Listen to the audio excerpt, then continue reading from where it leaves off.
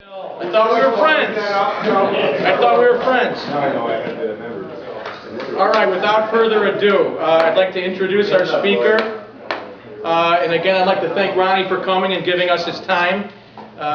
You know, with all the demands on people's time nowadays, it's very gracious of him to come. Let me give you a little bit of a background on Ronnie. Ronnie's a two-time All-American for Baylor University, two-time Southwest Conference MVP. He was the MVP of the Gotham Bowl, MVP of the East-West All-Star Game, MVP of the Senior Bowl.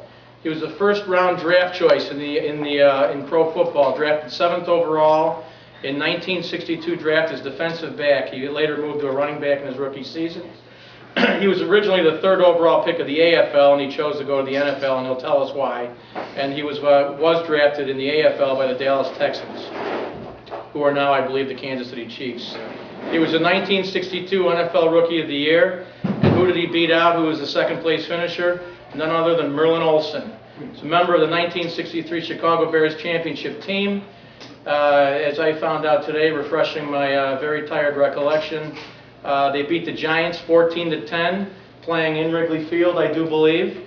The stars for the New York Giants at that time were Y.A. Tittle, legendary quarterback, and our favorite Frank Gifford.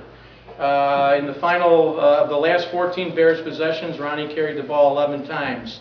He played alongside such stellar players as Mike Ditka, Dick Butkus, Bill George, Doug Atkins, Doug Buffone, Richie Pettibone, Gale Sayers, Brian Piccolo, Bill Wade, Rick Cazares, and Bobby Douglas. He played under both George Halas and Jim Dooley. Played his entire Bear career at Wrigley Field, which is where they used to play all of their games.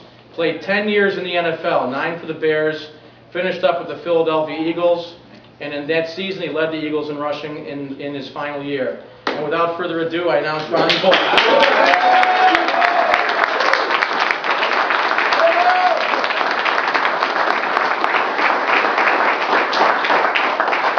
We just go ahead and forward swap.